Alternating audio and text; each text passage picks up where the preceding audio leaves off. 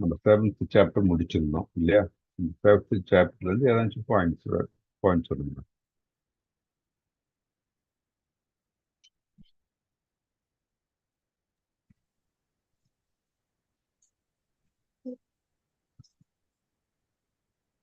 ஹரே கிருஷ்ணா. हरे कृष्णा प्रभु जी। ஹரே கிருஷ்ணா மாதாஜி. பகவான் வந்து அவருடைய அந்தரங்க சக்தியால் மறைக்கப்பட்டிருக்கிறதுனால மற்றும் இந்த பக்தி இல்லாதவர்களுக்கு சிற்றறிவு உடையவர்களுக்கெல்லாம் அவர்களுடைய கண்ணுக்கு தெரிவதில்லை, பகவான் தெரியவில்லை. என்ன நடக்கிறது, என்ன நடக்க போகிறது என்று எதிர்காலம் கடந்த காலம் எல்லாத்தையும் முழுமையா அறிந்தவர் பகவான் மட்டும்தான். அவர் வந்து சூரியனை போல, அவர் வந்து பௌதிக மாயையால் மறைக்கப்படுவதில்லை. அவரு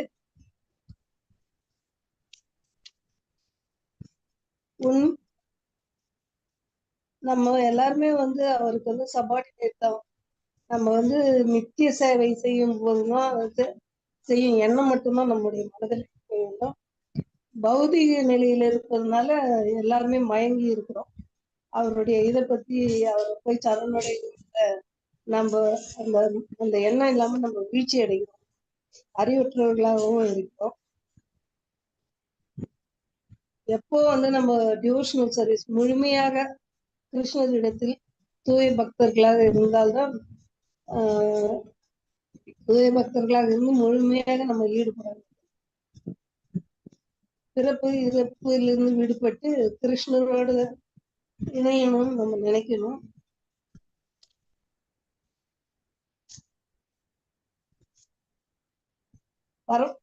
பௌதிக நிலையை நம்ம வந்து ஸ்பிரிச்சுவல் இது பௌதிக நிலையை விட்டாதான் வந்து நம்ம வந்து தேவர்களை வழிபடுவது அந்த இதெல்லாம் இல்லாம இருந்தாதான் நம்ம பூர்ண அறிவோட பகவானிடம் சென்று நமக்கும் பூர்ண அறிவு கிடைக்கும்.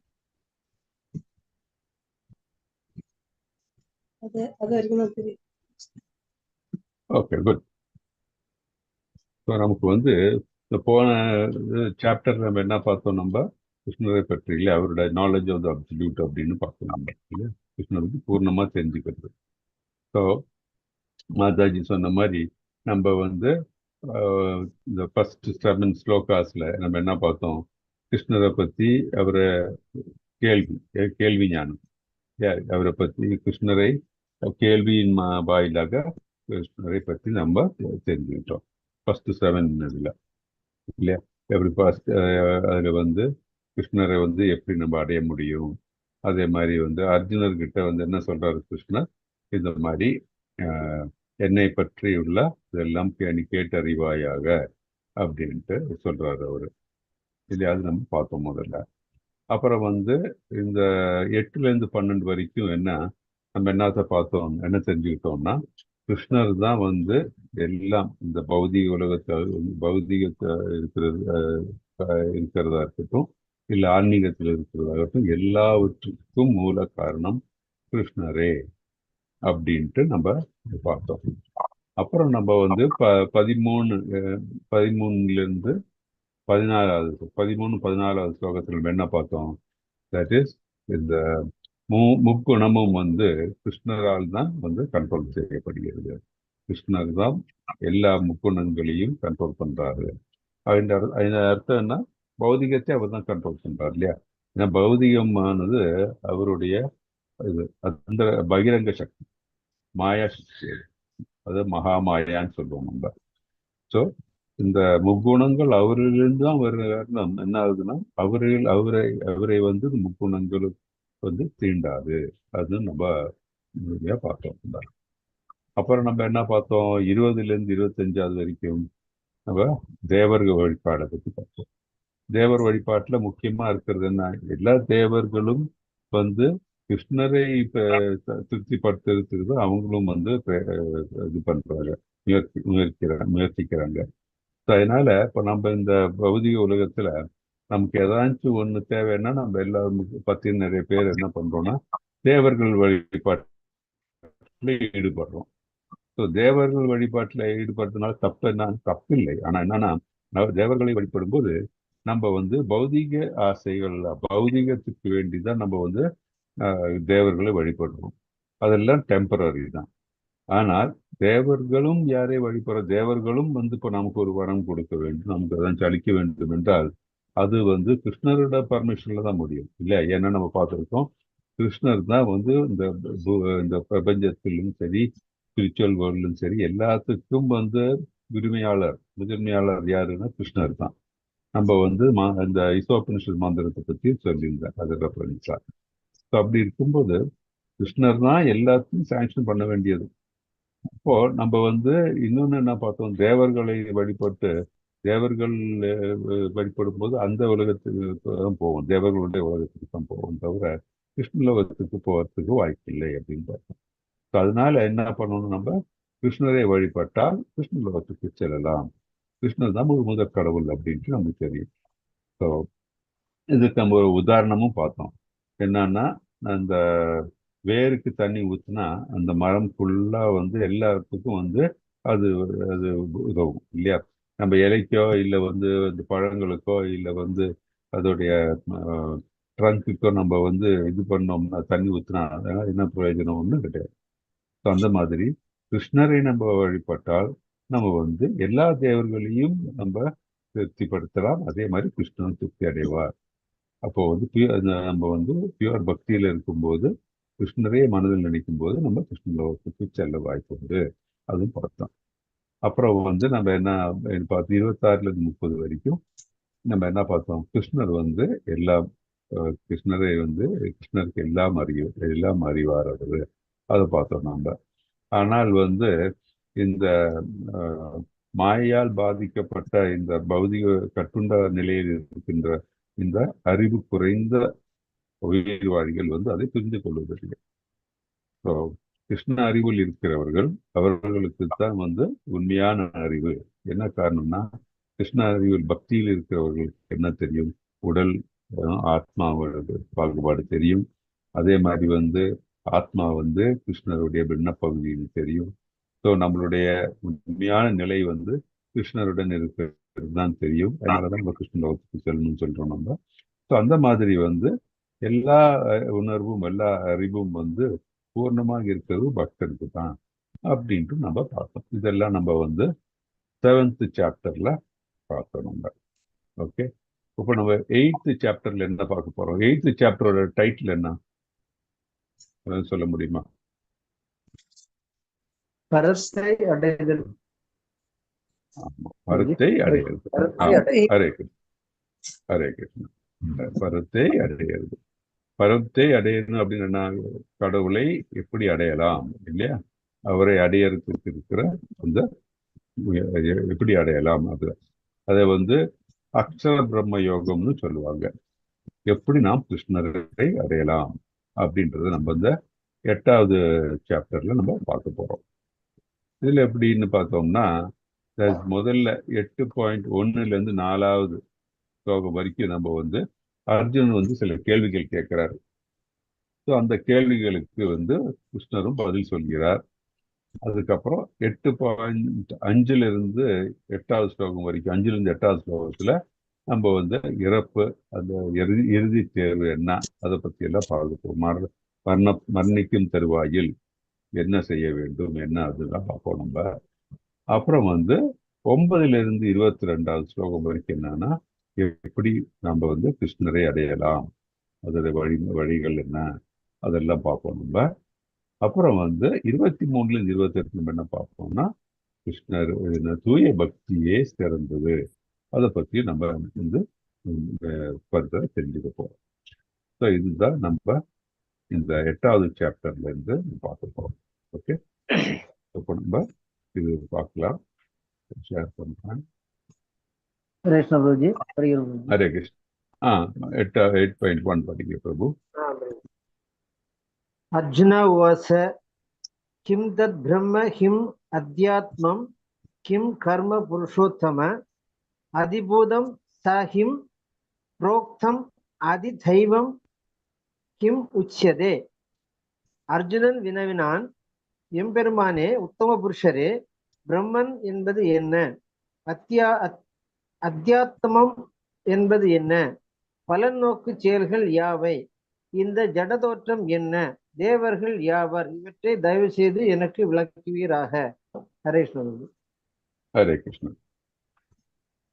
ஸோ நம்ம இந்த 8.1 டைரக்டா போறதுக்கு முன்னாடி நம்ம என்ன பண்ணலாம்னா இந்த லாஸ்ட் ஏன்னா இந்த 7th சாப்டர்ல அந்த லாஸ்ட் 2 ஸ்லோகத்துக்கும் ஒரு சின்ன கனெக்ஷன் இருக்கு. அது என்னன்னு பார்க்கலாம்.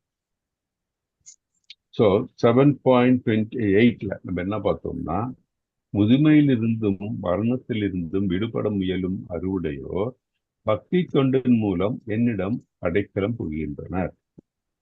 எப்படி? பக்தி தொண்டின் மூலம் இறைவனை அடைக்கலம் புகின்றனர். திவ்யமான செயல்களை பற்றி அனைத்தையும் அறிவதால் அவர்கள் உண்மையில் பிரம்மனே. ஏன்னா அவர்கள் செய்யக்கூடிய செயல்கள்லாம் வந்து அவங்க ரிஃப்ளெக்ட் பண்றாங்க. ஸோ அதனால அவர்கள் உண்மையில் பிரம்மனே அப்படின்னு சொல்றாங்க. அப்புறம் பௌதிக தோற்றம் ஸ்லோகம் 29ல பௌதிக தோற்றம் தேவர்களை மற்றும் எல்லாவித யாகங்களை ஆள்பவனாகவும் பரமபுருஷனாகவும் என்னை அறிந்து என்னை பற்றிய உணர்வுடன் இருப்பவர்கள் மரண நேரத்திலும் கூட பரமபுருஷ பகவானான என்னை அறிய முடியும். இது ஒரு இம்பார்ட்டன்ட். தட் இஸ் பௌதிக தோற்றம் தேவர்கள் மற்றும் எல்லாவித யாகங்களை ஆள்பவனாகவும். இந்த பௌதிக தோற்றம் நம்ம பார்க்கணும். பௌதிகத்தில் தோன்றும் எல்லாவற்றுக்கும் யாரு வந்து அதற்கு ப்ரொப்ரைட்டர், யாரு அதுக்கு காரணம், யாரு அதோடைய உரிமையாளர் பார்த்தா கிருஷ்ணர் தான். அதே மாதிரி தேவர்கள் மற்றும் எல்லாவித யாகங்களை ஆள்பவனாகவும். நம்ம பார்த்தோம் யக்ன புருஷர் யாருன்னு சொன்னா கிருஷ்ணர் தான் அப்படின்னு பார்த்தோம். நம்ம வந்து மற்ற தேவர்களுக்கு நம்ம யக்னங்கள் செய்தால் கூட இறுதியில் அவர்கள் வந்து யாரை திருப்திப்படுத்த பார்க்கிறார்கள்? கிருஷ்ணரை தான். ஸோ அதுதான் அது நமக்கு பார்ப்போம் நம்ம போன கொஷன்ஸ்ல. ஸோ எல்லாவித யாகங்களை ஆள்பவனாகவும் பரமபுருஷனாகவும். கிருஷ்ணர்னா பரமபுருஷன். ஸோ நம்மளுடைய ஜீவாத்மா வந்து அது வந்து நம்ம புருஷா அப்படின்னு சொல்லலாம். ஆனா புருஷோத்தமன் பரமபுருஷன் யாருன்னு சொன்னா அதுதான் வந்து கிருஷ்ணர். அப்படியே பரமபுருஷாகவும் என்னை அறிந்து யாரு? கிருஷ்ணரை அறிந்து கிருஷ்ணர் உணர்வுடன் என்னை பற்றிய உணர்வுடன் இருப்பவர்கள், கிருஷ்ண உணர்வில் இருப்பவர்கள் மரண நேரத்தில் கூட பரமபுருஷ பகவானாக என்னை அறிய முடியும். அந்த நேரத்துல கூட கிருஷ்ணரை வந்து அறிய முடியும், அவர் நினைவில் இருக்க முடியும் அப்படின்ட்டு நம்ம பார்த்தோம். ஓகே, இது வந்து இந்த பேக்ரவுண்ட்ல வச்சிருந்த நம்ம வந்து 8.1 பார்க்கலாம். போ அர்ஜுனன் வினவினான், எம்பெருமானே உத்தம புருஷரே, பிரம்மன் என்பது என்ன? அத்தியாத்மம் என்பது என்ன? பலநோக்கு செயல்கள் யாவை? இந்த ஜடத்தோற்றம் என்றால் என்ன? தேவர்கள் யாவர்? இவற்றை தயவு செய்து எனக்கு விளக்குவீராக அப்படின்ட்டு இவர் வந்து இந்த கேள்வியை கேட்கிறாரு அர்ஜுன். இந்த கேள்விகள் எல்லாம் வந்து அர்ஜுனர் கேட்கிறார். ஸோ எதற்காக இந்த கேள்விகளை கேட்கிறார் அப்படின்னு கேட்டா, தட் இஸ் அவர் வந்து பரமபுருஷன், தட் இஸ் கிருஷ்ணரை பற்றி முழுமையாக தெரிந்து கொள்வதற்கு வேண்டி இருக்கிறதுக்காக இந்த கேள்விகளை வந்து கேட்கிறார்.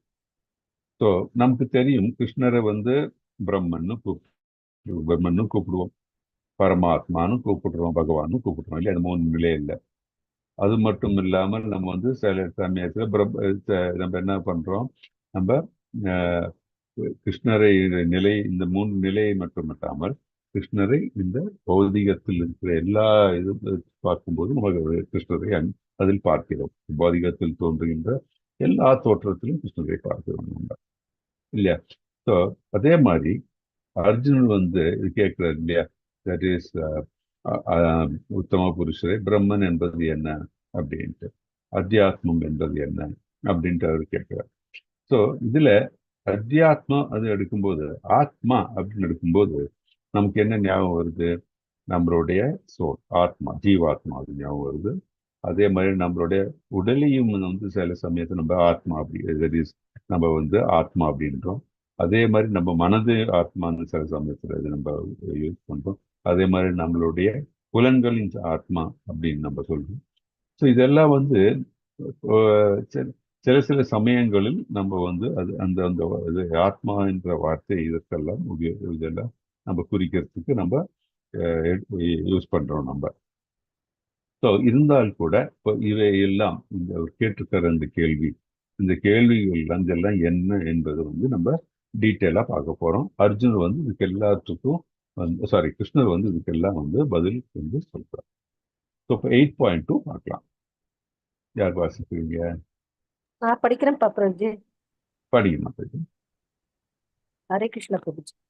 ஹரே கிருஷ்ண. அத்யஸ்ன சதம் போ அத்ர தேகே அஸ்மின் மது சூதன ந பிரயாண காலே சகதம் ஜிஜ்னோயோ அசி நியதாத் மபிஹ.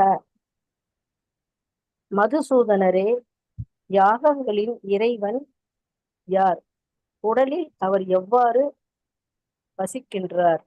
பக்தி தொண்டில் ஈடுபடுவோர் உம்மை மரண காலத்தில் எவ்வாறு அறிய முடியும்? ஹரே கிருஷ்ணா பிரபுஜி. ஹரே கிருஷ்ணன். ஸோ அர்ஜுனோட கேள்வி தொடர்கிறது இல்லையா? அவர் என்ன கேள்வி கேட்கிறாரு? மதுசூதனரே, யாகங்களின் இறைவன் யார்? யாகங்களுடைய எல்லா யாகங்கள் செய்தவனும் அதுக்கு இறைவன் யார்? உடலில் அவர் எவ்வாறு வசிக்கின்றார்? உடலில் அவர் எவ்வாறு வசிக்கிறார்? அதுக்கு யாகங்கள் இறைவன் யாருன்னு அவருக்கு தெரியுது இல்ல, அவருக்கு உணர்றாரு, கேட்கிறாரு. இப்போ உடலில் எவ்வாறு அவர் வசிக்கின்றார்? ஓகே. பக்தி தொண்டில் ஈடுபடுவோர் உண்மை மரண காலத்தில் எவ்வாறு அறிய முடியும்? இதுல இருந்து நமக்கு என்ன தெரியுது? யாகங்கள் இறைவர் அவருக்கு அர்ஜுன் மனதில் தெரியும் யாருன்ட்டு.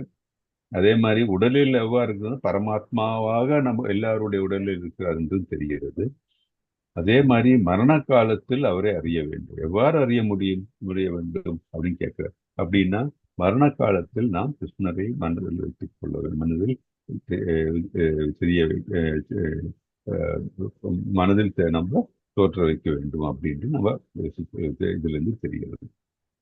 ஸோ இதுல வந்து ஆரம்பிக்கிறதே வந்து மதுசூதனரே அப்படின்னு சொல்லுங்க. மதுசூதனர் அப்படின்னா என்னன்னு கேள்விப்பட்டிருக்கீங்க, நீங்க படிச்சிருப்பீங்க. மதுசூதனர்னு அப்படின்னா எதனால கிருஷ்ணரை வந்து கிருஷ்ணர் மதுசூதனர்? கிருஷ்ணர் கரெக்ட். எதனால அவர் மதுசூதனர் அப்படின்றது தெரியுமா? ஹரே கிருஷ்ண பிரபுஜி. மது என்ற அரக்கனை கொன்றதால். எக்ஸாக்ட்லி. ஸோ மது என்ற அரக்கனை கொன்றதால் தான் மதுசூதனர் அப்படின்னு சொல்றாரு. இதே மாதிரி இந்த மாதிரி டவுட் எல்லாம் வந்து நம்ம ஒரு டிவோட்டி மனசுல நார்மலா வரக்கூடாது. அர்ஜுனர் வந்து உத்தமமான ஒரு டிவோட்டி இல்லையா, பக்தர். அவர் மனதுல இந்த மாதிரி எல்லாம் வரக்கூடாது. இருந்தாலும் இந்த மாதிரி டவுட்ஸ் வர்றதுனால இந்த டவுட்ஸ் எல்லாம் தான் வந்து அரக்கன் மாதிரி இல்லையா. இந்த மாதிரி இருக்கிற அரக்கர்களை மனதில் வரக்கூடிய இந்த ஐயங்களான இந்த அரக்கர்களை மனதிலிருந்து களையுங்கள், அவர்களை அகற்றுங்கள் அப்படின்ட்டு சொல்றாரு.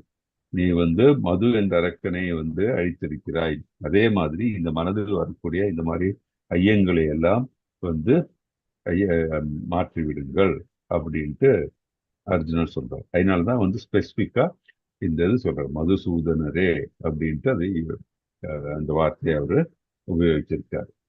ஓகே. ஸோ அடுத்தது என்ன சொல்றாரு பார்க்கலாம். இப்போ இந்த டேபிள்ல பார்த்தீங்கன்னா நமக்கு வந்து இந்த ஒவ்வொரு கேள்விக்கும் என்ன பதில் அப்படின்ட்டு நம்ம இதுல பார்க்கலாம். ஸோ பிரம்மம் அப்படின்னா என்ன? பிரம்மம் அப்படின்னா ஆத்மா. ஆத்மா என்னன்னா ஜீவன், அழியாத வாழ்க்கை. இந்த ஆத்மாவுக்கு வந்து நிரந்தரமானது, அதற்கு முடிவு கிடையாது, அழிவு கிடையாது அப்படின்னு பார்க்கலாம். செகண்ட் சாப்டர்ல நமக்கு தெரியும் ஆத்மாவுடைய குவாலிட்டிஸ் எல்லாம் இல்லையா. அதை தண்ணியில இது பண்ண முடியாது, வெட்ட முடியாது, அழிச்சு நெருப்பினால அடிக்கும், அதெல்லாம் இருக்கு. இருந்தாலும் அதோட மெயின் என்ன? நிரந்தரமானது அப்படின்னு தெரியும். ஆத்மா அப்படின்னு என்னன்னா உடலின் கட்டுப்பாட்டாளர். அப்படின்னா ஜீவனின் சுய இயல்பு. ஸோ ஜீவன் சுய இயல்பு என்ன? நம்ம வந்து ஒரு ஜீவாத்மா. நம்முடைய சுய இயல்பு என்ன? நம்ம வந்து கிருஷ்ணரின் பின்ன பகுதிகள். நம்ம கிருஷ்ணருக்கு நித்திய சேவகர்கள், நித்திய சேவகர்கள் நம்ம இல்லையா? அது அத்தியாத்மாவுடைய இந்த நிலை வந்து நித்திய சேவகர்கள். ஜீவன் இயல்பு அது. இந்த சுய இயல்பு தான் வந்து நம்ம அத்தியாத்மா சொல்றோம். நம்ம இப்போ நம்ம வந்து நெருப்பு அப்படின்னா சுடும் இல்லையா? அது அதோடைய சுய இயல்பு. அந்த மாதிரி மனிதன் அப்படின்னா நித்திய சேவகன் கிருஷ்ணருக்கு, பகவானுடைய நித்திய சேவகர்கள் அப்படின்ட்டு நம்மளுடைய இயல்பு. அப்புறம் கர்மா அப்படின்னா என்ன? ஆக்ஷன், வேலை இல்லையா? நம்ம வந்து செய்யக்கூடிய விதிக்கப்பட்டுள்ள நம்மளுடைய கடமை, இந்த செயல் கர்மா. அது என்ன? அதை வந்து வேலை சொல்றோம், முடிவு, செயல்பாடுகள், நம்ம செய்யக்கூடிய செயல்பாடுகள் இருந்து கர்மா அப்படின்னு சொல்றோம் நம்ம. அது வந்து அது கர்மா என்றால் என்ன அப்படின்னா உடல் வழிவகுக்கும் செயல்கள். பொருள் உடல்னா அர்த்தம் என்னன்னா, இது டிரான்ஸ்லேஷன்ல வந்து அவங்க லிட்டரலா போட்டிருக்காங்க பௌதிக உடல் இல்லையா? அந்த பௌதிகத்தில் இருக்கிற நம்ம இந்த உடல் எடுத்திருக்கோம் இல்லையா? அந்த உடல் வழிவகுக்கும் செயல்கள், இந்த உடல் செய்யும் செயல்கள் இல்லையா? கர்மா. உடல் எப்படி செய்யுது? மனம், புத்தி, அகங்காரம் இதெல்லாம் சேர்ந்து இந்த உடலை செய்ய வைக்கிறது. இந்த ஜீவாத்மாவோட இச்சைக்கு ஏற்ப, அவருடைய குணங்களுக்கு ஏற்ப செய்யக்கூடிய செயல், அதுதான் கர்மா. ஆதிபூதா அப்படின்னா என்ன? பொருள் கையாளுதல். தட் இஸ் இந்த இது ஜட இயற்கை, அதுதான் வந்து ஆதிபூதா என்பது. ஆதி தெய்வா உச்ச தேவன் அப்படின்னா இதில் அனைத்து தேவர்களுக்கும் அடங்கும். ஆதி தேவா, நம்ம அந்த 3 கிளேசங்கள் இருக்கு இல்லையா? அத ஆதி தேவா அப்படின்னு சொல்லும்போது கடவுளால் நமக்கு தரக்கூடிய செயல்கள், இது அனைத்து தேவர்களுக்கும் அடங்கும். தேவர்கள், தேவிகள் எல்லாம் அவர்களுடைய செயல்களும் எல்லாம் அடங்கும். ஆதி தேவா. அதே மாதிரி யாதி யக்னா, யக்னங்களை அனுபவிப்பவர் யார்? இந்த யக்னங்களை அனுபவிப்பவர் யாரு? பரமாத்மா. இப்போ தேவர்களுக்கு நம்ம யக்னங்கள் செய்து வழிபட்டால் கூட அது யாரை அடையும்? இறுதியில் அது வந்து பரமாத்மாவை அடையும், பகவானை அடையும். ஆதி யக்ன எங்கே வசிக்கிறார்? அனைவரும் இருக்கிறார் இல்லையா? பரமாத்மாவாக எல்லாரிடத்திலும் இருக்கிறார் அவர். அது மட்டுமல்லாமல் அவருடைய திருநாடங்க கோலோக பிருந்தாவனத்தில் இருக்காரு, வைகுண்டத்தில் இருக்க, எங்கும் இருக்கிறார் இல்லையா? அது நம்ம தெரிஞ்சுக்கணும். பரமாத்மாவாக எங்கிருக்கிறார்? ஒவ்வொருவருடைய ஒவ்வொரு உயிர் வாழியுடைய இதயத்திலும் இருக்கின்றார். அப்புறம் இறக்கும் நேரத்தில் கிருஷ்ணரை எப்படி நினைவில் கொள்வது? நம்ம வந்து வாழ்நாள் முழுவதும் நம்ம பயிற்சி செய்தது என்றால் ஆட்டோமேட்டிக்கா அது வந்து நம்மளுடைய நினைவில் இருப்பார் அப்படின்னு.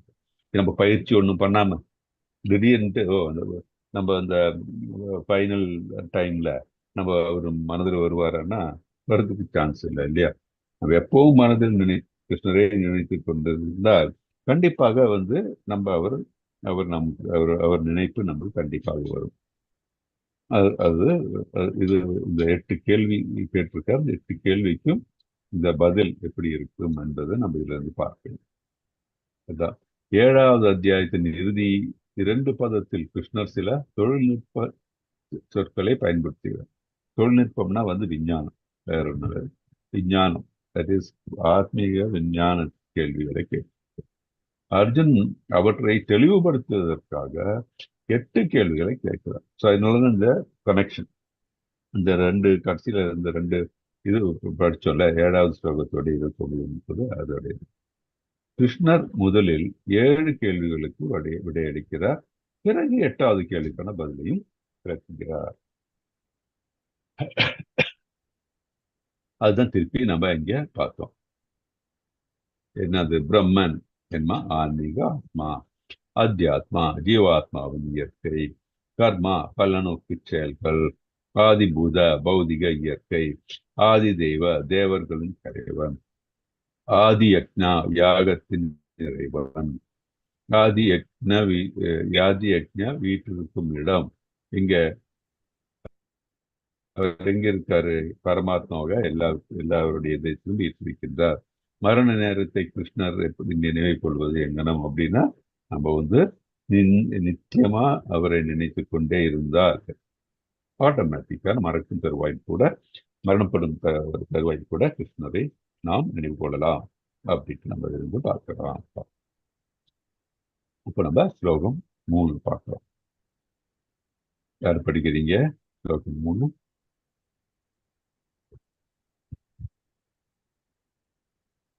ஹரே கிருஷ்ணா.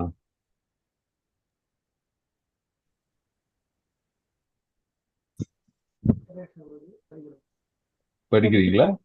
படிக்கிறேன் படிங்க பிரபுஜி. படிங்க. அக்ஷரம் பிரம்ம பரமம் ஸ்வபாவோ அத்தியாத்ம அத்தியாத்ம முச்சிய அத்தியாத்ம முச்சியதே பூதாபவத் பவகாரோ விசர்க கர்ம சஞ்சிஸ்தத சம்ஜிதா.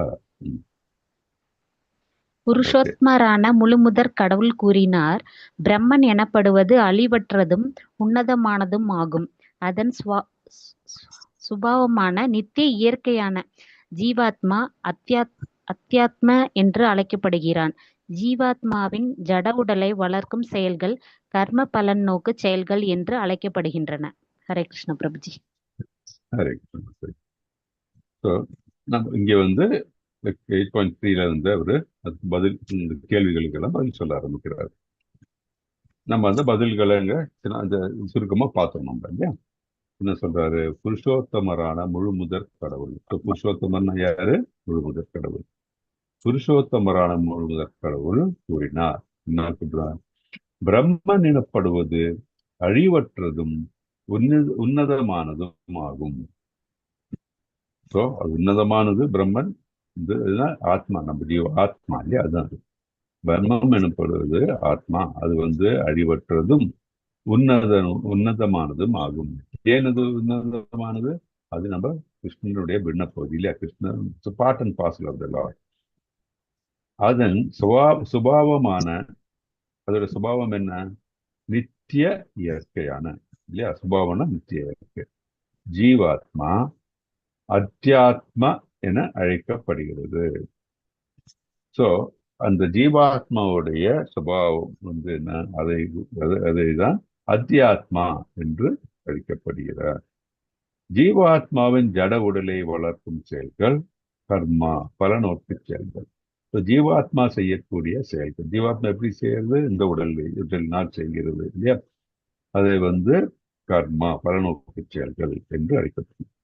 ஏன்னா இந்த ஜீவாத்மா வந்து இந்த பௌதிகத்தில் இருந்து கொண்டு செய்யக்கூடிய செயல்கள், தன்னுடைய இந்த பௌதிக ஆசைகளை வந்து திருப்திப்படுத்துறதுக்கு வேண்டி செய்யக்கூடிய செயல்கள் எல்லாம் வந்து கர்மா, பலநோக்கு செயல்கள் அறிகிறது. இதே பலநோக்கு செயல்கள் வந்து கடவுளுக்காக கிருஷ்ண வழிபாடுகள் செய்யும்போது என்ன ஆகுது? அக்கர்மா. இதெல்லாம் நம்ம பார்த்துருக்கோம். ஸோ பேசிக்கா கர்மா அப்படின்னா பலநோக்கு செயல்களை செய்கிறது கர்மா அப்படின்னு நம்ம பார்க்க முடியுது. ஆனால் இந்த கான்டெக்ட்ல என்ன கர்மனா? இந்த ஜீவாத்மா செய்யும் செயல்கள், இந்த பாடியை வைத்துக்கொண்டு, இந்த உடலை வைத்துக்கொண்டு செய்யக்கூடிய செயல்கள் எல்லாம் கர்மா எனப்படுகின்றன. கர்மானா பலநோக்கு செயல்கள் அப்படின்ட்டு இதுல ஆன்சர். ஓகே. 8.4 அரேஞ்ச் படிங்க. ஹரே கிருஷ்ணா பிரபுஜி. ஹரே கிருஷ்ணா. அதிபூதம் ஷரோபாவ புருஷாதி தைவதம் அதியக்ஞோ அகம் ஏவத்ர தேஹே தேஹ பிரதாம் வர. உடல் பெற்ற ஆத்மாக்களில் சிறந்தவனே, எப்போதும் மாறிக்கொண்டுள்ள பௌதீக இயற்கை அதிபூத எனப்படும். சூரியன், சந்திரன் முதலிய தேவர்கள் அனைவரும் அடங்கிய பகவானின் விஸ்வரூபம் அதிதைவ எனப்படும். மேலும் உடல் பெற்ற அனைத்து ஜீவன்களின் இதயத்திலும் பரமாத்மாவாக வீற்றிருக்கும் பரம புருஷனாகிய நான் அதியக்ஞ, யாகத்தின் இறைவன் என்று அறியப்படுகிறேன். ஹரே கிருஷ்ணா பிரபுஜி. ஹரே கிருஷ்ணா. ஸோ அதுக்கு பதில் சொல்லிட்டு அந்த கேள்விக்கு தான் பதில் இருக்கு. உடல் பெற்ற ஆத்மாக்களில் சிறந்தவனே. ஸோ அர்ஜுனன் வந்து இந்த பௌதிக பிறந்திருக்கிறார் இல்லையா. ஸோ அதனாலதான் உடல் பெற்ற ஆத்மா, ஜீவாத்மாக்கு உடல் நார்மலி நம்ம ஒரு ஜீவாத்மா இருக்கும்போது அதற்கு உடல் இருக்கா? இல்லை. ஆனா அந்த ஜீவாத்மா வந்து இந்த உலகத்தில் பிரபஞ்சத்தில் பிறக்கும்போது அது செய்த கர்ம பலன் கர்ம பலனாலும் அவருடைய இச்சையினாலும் ஒவ்வொருவரும் ஒரு உடல் கிடைக்கிறது. ஸோ அர்ஜுனனுக்கு வந்து அந்த ஜீவாத்மாக்கு ஒரு உடல் இருக்கு, அது அர்ஜுனன் இல்லையா? உடல் பெற்ற ஆத்மாக்கள் சிறந்தவனே, ஸோ எல்லா ஜீவாத்மாக்களிலும் சிறந்தவனே அப்படின்னு கிருஷ்ணர் அவரை வந்து வாழ்த்துறார். உடல் பெற்ற ஆத்மாக்களில் சிறந்தவனே, எப்பொழுதும் மாறிக்கொண்டுள்ள இந்த பௌதிக இயற்கை அதிபூதா எனப்படும். இந்த இயற்கை, இந்த மெட்டீரியல் வேர்ல்ட், நேச்சர் இல்லையா, அது வந்து ஆதிபூதா என்று அறியப்படும் எனப்படும். சூரியன் சந்திரன் போன்ற அனைத்து தேவர்களும் அடங்கிய பகவானின் விஸ்வரூபம் ஆதி தேவ எனப்படும். ஸோ நம்ம வந்து இந்த ஃபர்தர் சாப்டர்ல பார்க்க போறோம். கடவுளோட விஸ்வரூபம், அது தனி சாப்டர் இருக்கு. இதுல வந்து சூரியன் சந்திரன் எல்லாம் பார்த்தோம்னா நம்ம இறைவனின் ஒரு அங்கம். அந்த விஸ்வரூபத்தில் வந்து அதை பற்றி எல்லாம் விவரிக்கப்பட்டுள்ளது. ஸோ இந்த சூரியன் சந்திரன் போன்ற அனைத்து தேவர்களும் அடங்கிய பகவானின் விஸ்வரூபம் ஆதிதேவன். ஸோ எல்லாம் அடங்கியது வந்து இந்த பகவானின் விஸ்வரூபத்தில் சூரியன் சந்திரன் போன்றவை எல்லாம் வந்து ஒரு அங்கம், அதுன்னு தெரிகிறது நமக்கு. அப்புறம் மேலும் உடல் பெற்ற அனைத்து ஜீவன்களின் இதயத்திலும் பரமாத்மாவாக இருக்கிறேன். ஸோ இந்த உலகத்தில் இருக்க எல்லா ஜீவன்களும் வந்து பரமாத்மாவா, எல்லா ஜீவாத்மாக்களுடன் சேர்ந்து அவரும் இருக்கார். இதயத்தில் வந்து பரமாத்மாவும் இருக்கிறார். ஸோ அவரே என்ன சொல்லுங்க, பரம புருஷர் ஆகிய நான். ஸோ வெறும் புருஷன் இல்லை, பரம புருஷன். வெறும் புருஷன் யாருன்னா ஜீவாத்மா. ஒரு ஜீவாத்மாக்கள் வந்து அந்தந்த உடம்பில் வந்து இருக்கும் பொழுது அந்தந்த உடல் பெற்றிருக்கு. யாரு? ஜீவாத்மாவுக்கு தான் உடல். ஆனா ஜீவாத்மா அந்த உடல் இருக்கும்போது சேர்ந்து பரமாத்மாவும் இருக்கின்றார். பரமா புருஷன் ஆகிய நான் அதியக்ஞ யாகத்தின் இறைவன் என்று அழைக்கப்படுகிறேன். இந்த யாகத்தின் இறைவன் யார்? அது பகவான் தான், கிருஷ்ணர் தான் அப்படின்ட்டு அவர் அதுக்கும் பதில் சொல்கிறார். ஸோ நம்ம இதுல இருந்து கிளியரா புரிகிறது. எல்லாவற்றுக்கும் அதிபர் யாருன்னா கிருஷ்ணர் தான். எல்லாவற்றுக்கும் காரணம் என்னன்னா கிருஷ்ணர் தான். எல்லாவற்றிலும் கிருஷ்ணர் தான் இருக்காரு. இது நமக்கு கிளியரா தெரியாது. ஸோ இதுல பாத்தீங்கன்னா நம்ம வந்து உடல் பெற்ற ஆத்மாக்கள் சிறந்தவனே, எப்பொழுதும் மாறிக்கொண்டுள்ள பௌதிக இயற்கை மாறிக்கொண்டே இருக்கிறது இல்லையா? நமக்கு தெரியும். நம்ம வந்து இந்த பிறக்கும் பொழுது எப்படி என்ன, நம்ம வந்து ஒரு பிறவி எடுக்கும் போது நமக்கு ஒரு உருவம் இருக்கு சின்னதா இல்லையா? அப்புறம் என்ன ஆகுது? அது கொஞ்சம் வளர்கிறது. அப்புறம் என்ன ஆகுது? அது வளர்ந்து நிலையை அடைகிறது. அதுக்கப்புறம் என்ன ஆகுது? அந்த நிலையை அடைந்த பிறகு வந்து இதை ரீப்ரொடியூஸ், அந்த வளர்ச்சி அடைந்த பிறகு ரீப்ரொடக்ஷன் நடக்கிறது. அதுக்கப்புறம் என்ன? அவர்கள் வந்து ட்விண்டில், அப்படியே டிகே ஆக ஆரம்பிக்கிறது. அப்புறம் மடிந்து விடுகிறது. இந்த 6 ஸ்டேஜஸ். எந்த உயிரினம் ஆனாலும் வந்து இந்த ஸ்டேஜ் இருக்கு இல்லையா? ஸோ அந்த மாதிரி மாறிக்கொண்டே இருக்கிறது.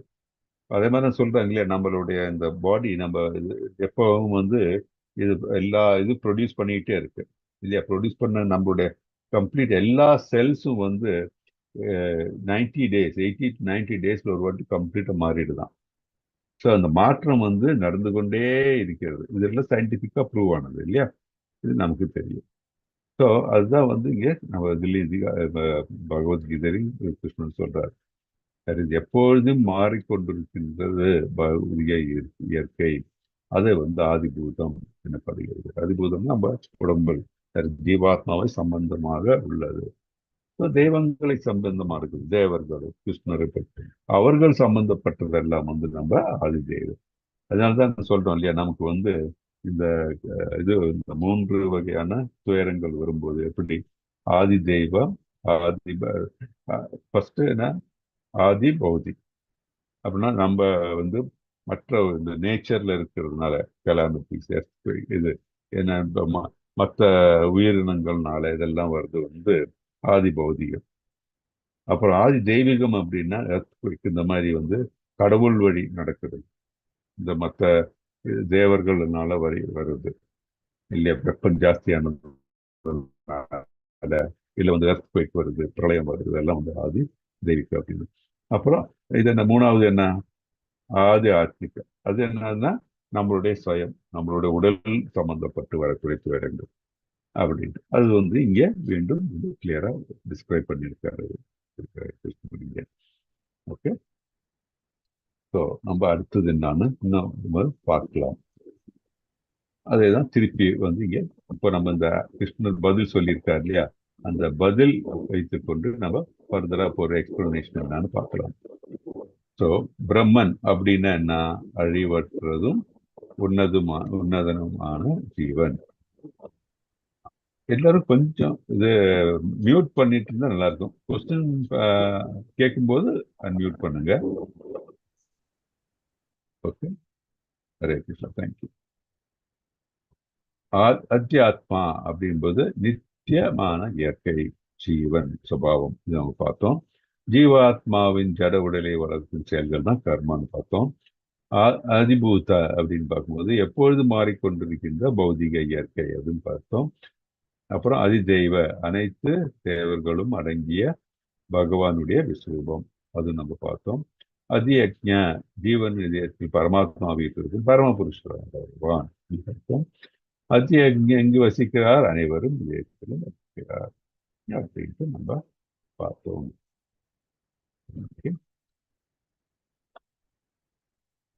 ஸோ நம்ம 4 ஸ்லோகம் முடிஞ்சது. ஸோ இதுதான் அந்த சுருக்கம் இல்லையா, என்னன்னு 8ஆம் அத்தியாயத்துக்கு நம்ம சொன்ன மாதிரி அந்த 8.1 to 4 வந்து அர்ஜுனோட கேள்விகள்.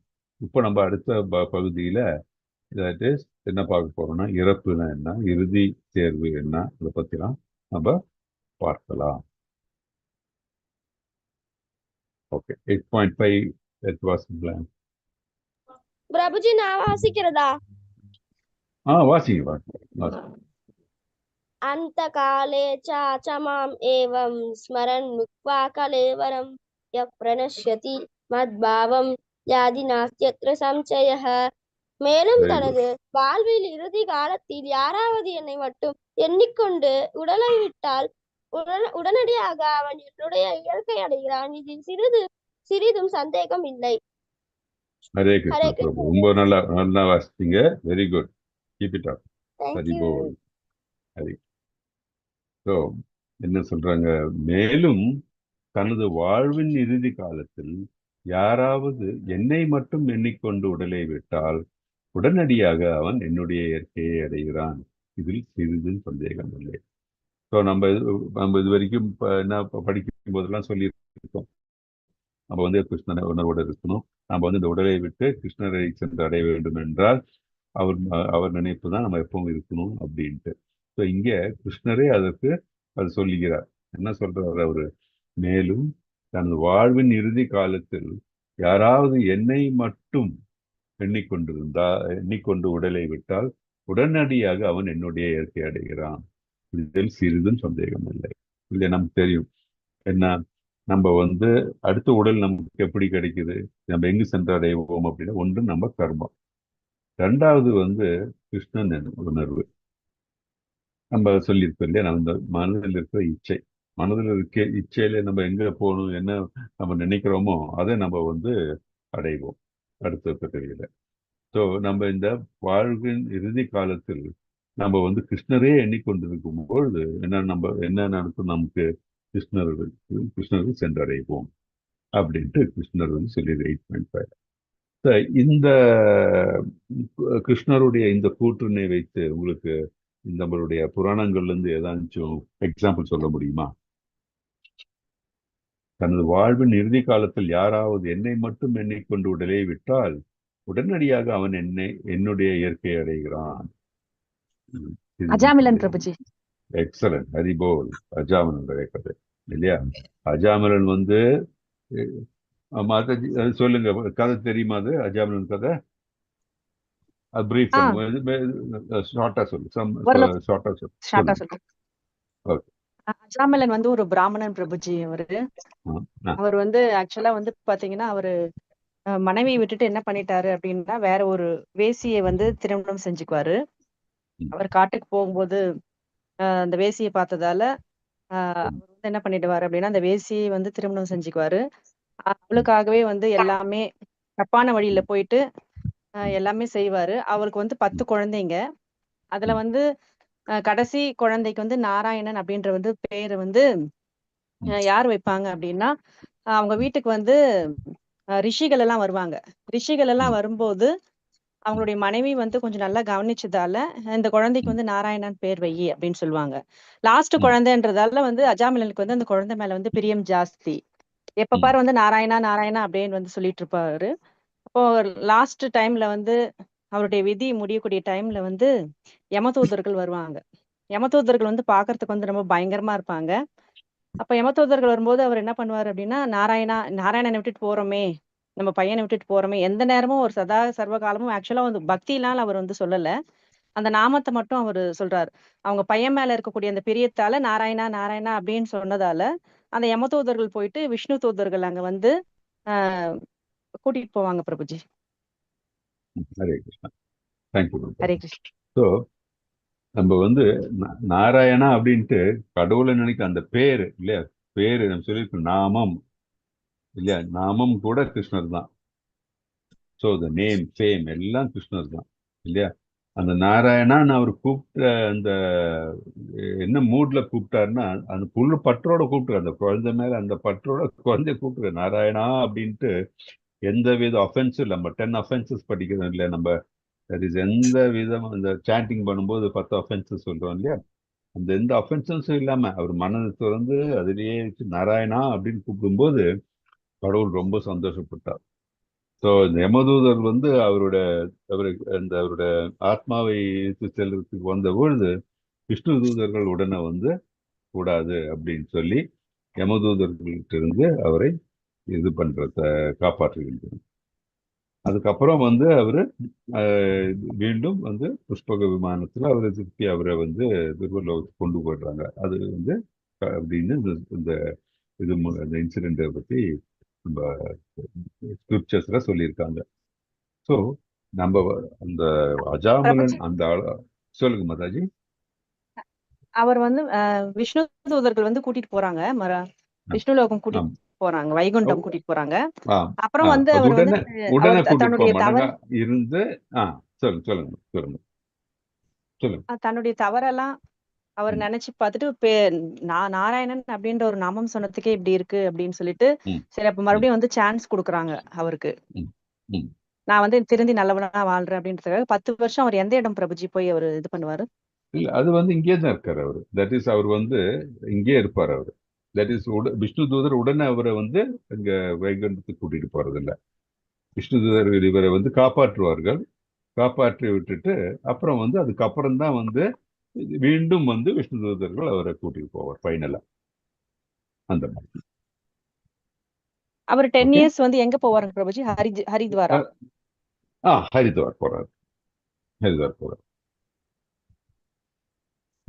ஸோ அது வரைக்கும் இங்கதான் இருக்காரு. That is அவருடைய உடல் வந்து இன்னும் 10 வருஷம் திருப்பி மீண்டும் வாழறாரு அவரு. ஓகே. அவர் வந்து ஓகே. இந்த யமதூதர்கள் வந்து வராங்க, அவர் எடுத்து பாக்குறாங்க. ஆனா வந்து இவங்க that is விஷ்ணு தூதர்கள் அவரை காப்பாற்றுகின்றனர். காப்பாற்றி அவர் இங்கதான் இருக்காரு. அவர் இங்க இருக்கும்போது அவர் இந்த பழைய வழியெல்லாம் விட்டு விட்டு மீண்டும் வந்து டிவோஷனல் சர்வீஸ்ல அவர் மும்முரமா ஈடுபடுகிறார். அதுக்கப்புறம் வந்து விஷ்ணு தூதர்கள் வந்து அவரை விமானத்துக்கு கூட்டிட்டு அதுல வந்து துர்வலோகத்துக்கு கொண்டு போய் அப்புறம் வந்து அவரை வைகுண்டத்துக்கு கொண்டு போறார். இது ஓகே. ஸோ நம்மளுடைய இந்த இதுல இருந்து நமக்கு என்ன தெரியுதுன்னா, நம்ம கிருஷ்ணரை பகவானை நம்ம வந்து மரணப்படும் தேவை பகவானே நினைத்து கொண்டால் நமக்கு வந்து அதனால பலம் கிடைக்கும். அவர் கிருஷ்ணருடைய சன்னதியில் நாம் செல்ல முடியும் அப்படின்ட்டு நமக்கு இதுல தெரியாது. அதான் கிருஷ்ணரே அது கேரண்டி பண்றாரு. என்னை எண்ணிக்கொண்டு நீ உடலை விட்டால் உடனடியாக அவன் என்னுடைய இயற்கையை வந்து அடைகிறான் அப்படின்னு கிளியரா சொல்றாரு.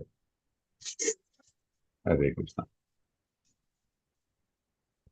ஸோ அதுக்கு அஜாமல் அவருடைய ஸ்டோரி வந்து ரொம்ப உயர்ந்தது. இதுதான் இங்கே சொல்றாங்க இல்லையா? என்ன சொல்றாங்க? கிருஷ்ணரை மரண காலத்தில் எவ்வாறு அறிய முடியும்? நினைவு கொள்வதால். தூய பக்தர்களுக்கு மட்டுமே அது சாத்தியம். மற்றவங்க இல்லைன்னா ஒன்னா நம்ம வந்து இந்த மரணப்படுறத எல்லாம் பயந்துருவாங்க இல்லையா? ஒரு இதே இருக்கும்போது ஐயோ நான் மரணப்பட போறேனே அப்படின்னு அந்த பயம்தான் இருக்கும். இல்லை நமக்கு எந்த மாதிரி மரணம் வருது நமக்கே தெரியாது. அந்த டைம்ல வலி இருக்குமா, இல்லை நம்ம எந்த நிலைமையில இருக்கோம், நமக்கு ஞாபக சக்தி இருக்கா இல்லையா, எதுவுமே தெரியாது. So, அந்த நிலைமையில இருக்கும்பொழுது கூட நம்ம வந்து கிருஷ்ணரை நம்ம நினைத்து கொண்டு இருக்கணும்னா நம்ம அந்த அளவுக்கு வந்து ஒரு பக்தனாக இருக்க வேண்டும் எப்பொழுதும் கிருஷ்ணரை. அதனால்தான் குலசேகர ஆழ்வார் வந்து அவர் சொல்லியிருக்கார்.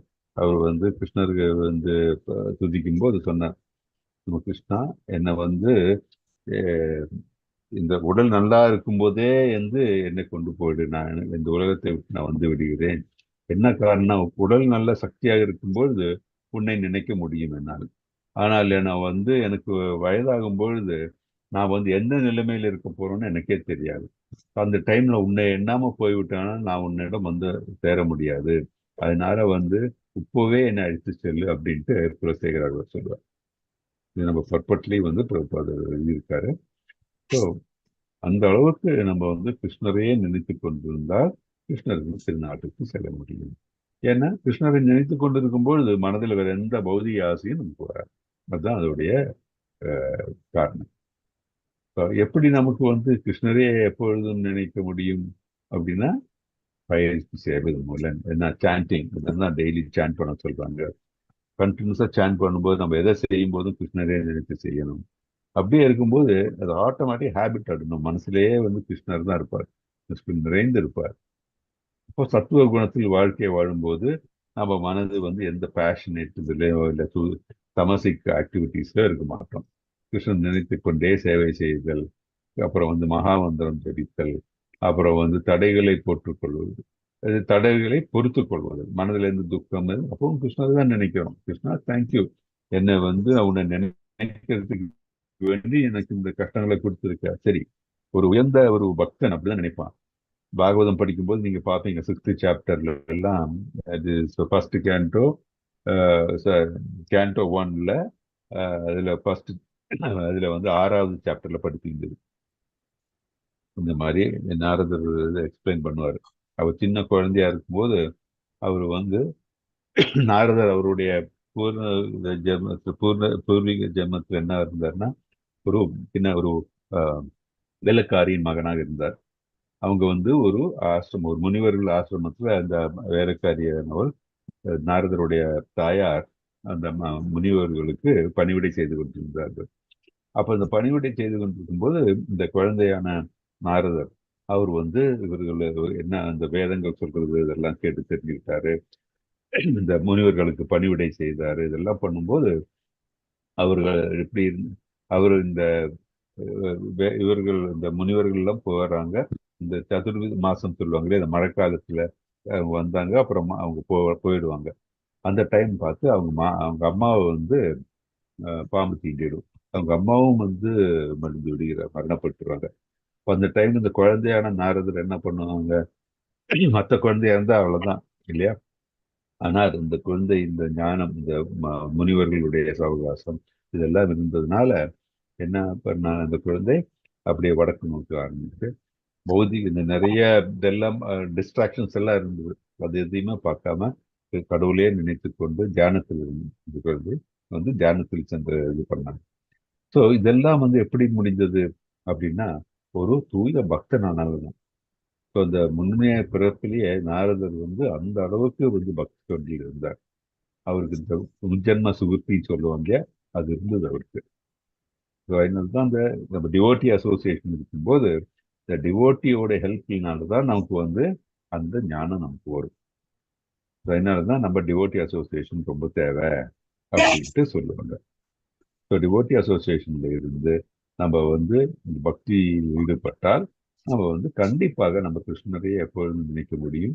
மரணத்தின் தருவாயில் கூட கிருஷ்ணரை தான் மனதில் நம்ம வந்து நினைத்து கொண்டு இருப்போம். அப்படி செய்யலைன்னா நம்ம வந்து கிருஷ்ணரை நினைக்கக்கூடிய வாய்ப்புகள் வந்து ரொம்ப குறைவு அப்படின்ட்டு இதுல இருந்து தெரிஞ்சுக்கிறோம் நம்ம. ஹரே கிருஷ்ணா. ஸோ அதுதான் வந்து இங்க கிளியரா எக்ஸ்பிளைன் பண்ணியிருக்காங்க. நம்மளுடைய பலன் என்ன, பரமபுருஷன் திவ்யமான இயற்கையை அடையணும். எப்படி, எதனால அங்கு போனால் என்ன நமக்கு கிடைக்கும்? பாவங்களை அகற்றத்துக்காக செல்லணும். முதுமையற்ற வாழ்வு கிடைக்கும் நமக்கு அங்கு சென்றால். மரணமற்ற வாழ்வு நமக்கு கிடைக்கும். ஏன்னா நித்தியமானது இல்லையா ஆத்மா அங்கு சென்றார். அப்புறம் சோகம் இருக்காது, எந்த விதமான சோகமும் இருக்காது. பசி, இதெல்லாம் தாகம், இதெல்லாம் எதுவும் இருக்காது. நித்திய ஆனந்தமாக இருக்கணும். ஆசைகள் எல்லாம் நிறைவா. என்ன ஆசை இருக்கும் அங்க போகும்போது? கடவுளை சேவிக்கணும் ஆசைதான் மனசுல இருக்கணும், தவிர வேற எந்த பௌதிக ஆசைகளும் நமக்கு வராது அப்படின்ட்டு நம்ம தெரிஞ்சுக்கிறோம். ஓகே, ஸோ இதுல இன்னொரு உண்மையான ஒரு இன்ட்ரெஸ்டிங் ஸ்டோரி இருக்கு. இது என்னன்னா, நம்ம இந்த இது யாருக்காச்சும் தெரியுது அது பார்க்கும், இந்த படம் பார்க்கும்போது தெரியுதா இந்த கதை என்னன்னு தெரியுமா? ஓகே, நான் சொல்றேன். இது பாகவதத்துல 7th cantoல 2வது சாப்டர்ல 57வது ஸ்லோகத்துல இந்த கதை வருது. இது எப்படின்னா, பாண்டவர்கள் வனவாசத்துல இருக்காங்க. ஸோ பாண்டவர்கள் வனவாசத்துல இருக்கும்போது என்ன அது, ஒரு அவர்களுக்கு நடந்து அப்படியே போகும்போது அவங்களுக்கு தாகம் எடுக்கிறது. ஸோ யுதிஷ்டிரன் சொல்ல, ஓகே, முதல்ல இவர் அனுப்புறாரு, பீமன் அனுப்புறாரு, ஒவ்வொருத்தரையும் அனுப்புறாரு தண்ணி கொண்டு. முதல்ல பீமன் போறாருன்னு வச்சுக்கோங்க.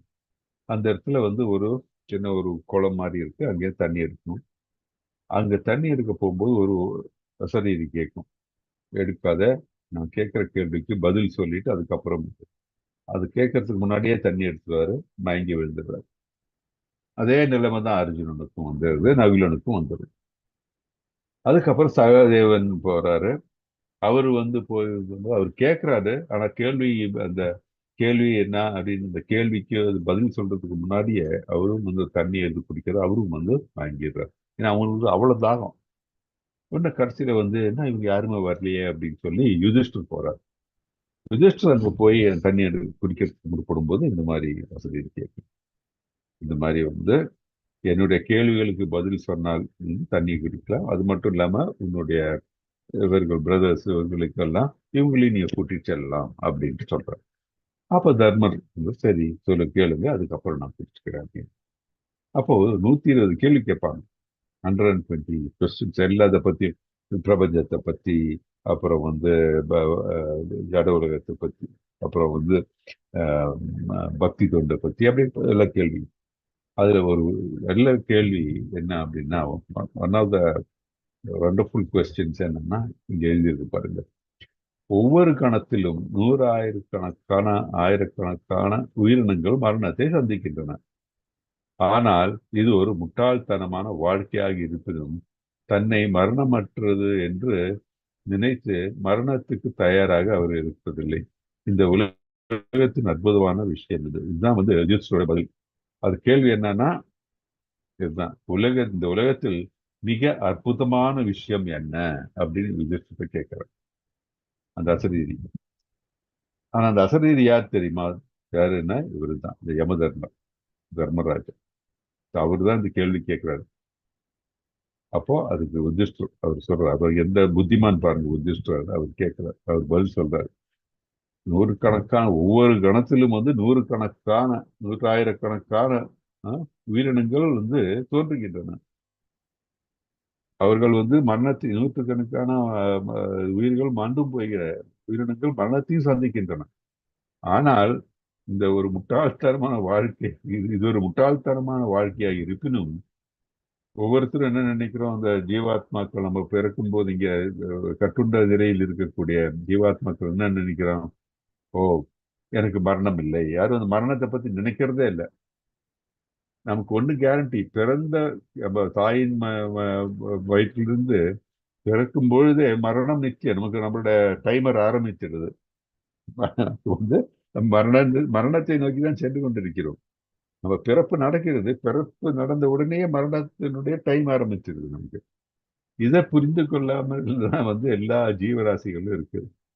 அதுதான் சொல்றாரு, அதுதான் யுதிஷ்டர் பதில் சொல்றாரு, இந்த உலகின் மிக அற்புதமான விஷயம் அது. ஆனால் இதை புரிந்து கொண்டுள்ள அறிவுள்ள ஆத்மாக்கள் என்ன செய்வாங்க? ஸோ மீண்டும் நம்மளுடைய நிலை, உண்மையான நிலை இருக்கிற இடமான திரு கிருஷ்ணரின் பகவானின் திருவடிகளுக்கு செல்ல வேண்டும் என்பதை புரிந்து கொண்டு பகவானை நினைத்துக் கொண்டு பக்தி தொண்டில் இருந்து அவர்களுடைய வாழ்க்கையை வந்து கட்டுப்படுத்தி சென்றால் வந்து அது உசித்தமாக இருக்கு. அப்படி இல்லைன்னா என்னாவும் இதிலே கட்டுண்ட வாழ்க்கையிலே மரணம், அதே மாதிரி பிறப்பு நடக்கும். அது என்ன பாடி நமக்கு கிடைக்க போகுது அது நமக்கு தெரியாது. இந்த சுழற்சியிலேயே வந்து ஈடுபட்டு கொண்டிருக்கு. இதுதான் வந்து நிச்சயமா நடக்க போகுது அப்படின்னு. இது ரொம்ப இந்த கேள்வியும் இந்த பதிலும் நம்ம மனசுல எப்பவும் நமக்கு இருக்கிறது. அது இருந்தா நம்ம வந்து நம்மளுடைய தவறுகளோ வந்து நம்ம அவ்வளவா செய்ய மாட்டோம். நம்ம வந்து பகவானை பற்றியே நினைத்து கொண்டிருக்கோம். ஹரே கிருஷ்ணா. பிரபுஜி, எனக்கு இந்த ஸ்லோகா வாசிக்கிறதுக்கு வாய்ப்பு கொடுக்குறீங்களா? வாசி மாதா பிரபு படிச்சிடும் பண்ணிப்பா. யம் யம் வாபி ஸ்மரன் பாவம் ஜஜத் யந்தே கலேவரம் தம் தம் ஏவைதி கௌந்தேய சதா தத் பாவ பாவிதஹ. ஒருவன் தனது உடலை விடும்போது எந்த நிலையை எண்ணுகிறானோ ஐயமின்றியா அந்த நிலையை அவன் அடைகிறான். ஹரே கிருஷ்ணா பிரபுஜி. ஹரே கிருஷ்ணா. தேங்க்யூ பிரபுஜி. குட். ஏன்னா நீ பிராக்டிஸ் பண்றீங்களா ஸ்லோகமா? நல்லா வாசிக்கிறீங்க. ஸ்லோக பயிற்சிக்கு போறீங்களா? தேங்க்யூ. கொஞ்சம் பயிற்சி எடுத்துட்டு இருக்காங்க Prabhuji. Oh, very good, very good, very good. So இதுக்கு என்ன சொல்றாங்க? ஒருவன் தனது உடலை விடும்போது எந்த நிலையை எண்ணுகிறானோ ஐயமின்றி அவன் அதை அடைகிறான். இதுக்கு முந்தின ஸ்லோகத்தில் வந்து கிருஷ்ணர் பகவான் வந்து அது சொல்றாரு இல்லையா? என்னை நினைத்தால் நீ என்னை வந்து அடைவாய் அப்படின்ட்டு. அதுதான் இங்க வந்து வலியுறுத்துறார். ஒருவன் தனது உடலை விடும்போது என்ன நிலையை எண்ணுகிறானோ ஐயமின்றி அந்த நிலையை அவன் அடைகிறான். அதனால்தான் சொல்றோம், நம்ம என்ன உடல் எடுக்க போறோம் அப்படின்னா நம்ம வந்து நம்ம செய்த கர்மம் ஒன்று இருக்கு. அதே மாதிரி நம்ம மனதில் என்ன ஆசை இருக்கிறது, மனதில் என்ன நினைத்து கொண்டிருக்கோம், அந்த அந்த உடலை நம்ம எடுப்போம். அது நம்மளோட இந்த நினைப்பிற்கு ஏற்ப. அப்போ நீங்க எல்லாம் ஒரு கேள்வி கேட்பீங்கன்னு நினைச்சேன், கேட்கல. என்ன சொன்னேன், நம்ம அடுத்த உடல் எப்படி இருக்கும்? தட் இஸ் நம்ம செய்த கர்மம் ஒண்ணு, ரெண்டாவது நம்ம என்ன நினைக்கிறோம் அப்படின்ட்டு. கிருஷ்ணரே வந்து 8.5 என்ன சொல்றாரு? என்னை நீ எண்ணினால் நீ என்னிடம் வருவாய், மரணப்படும் தருவாயில் அப்படின்ட்டு. அப்போ ஒரு கேள்வி வரணும் இல்லை? அப்ப நான் நிறைய பாவம் செய்திருப்பேனே, அப்ப என்னோட நிலை என்ன இல்லையா? பாவம் செய்தா அந்த கர்ம பலனை அனுபவிக்கணும் இல்ல? அப்படி இல்லாம நான் எப்படி கடவுளை சென்ற என்னை வந்து அழைச்சிட்டு போவாரு அவருடைய திருநாட்டுக்கு? டவுட் வருது இல்லையா? வருதா இல்லையா எல்லாருக்கும்? எஸ் பிரபுஜி. எஸ் பிரபுஜி. வருதுங்க பிரபுஜி. Very good. அது என்னவா இருக்கலாம்? எதனால அப்படி அந்த கிருஷ்ணரே ப்ராமிஸ் பண்ணா அது கண்டிப்பா அது நடைமுறை நடத்துவார் இல்லையா? அவரு போய் சொல்ல மாட்டாரு. ஸோ அவர் நினைத்தார் அவருடன் செல்லலாம் அப்படின்னு சொல்றாரு. அவருடைய நாட்டை சென்றடைய முடியும். அப்படிங்கும்போது எதனால வந்து ஏன்னா வந்து பாவ செயல்கள் கர்ம பலன்கள் இருந்தாலும் எனக்கு அது பாதிப்பு இல்லை அப்படின்ட்டு எதனால அது?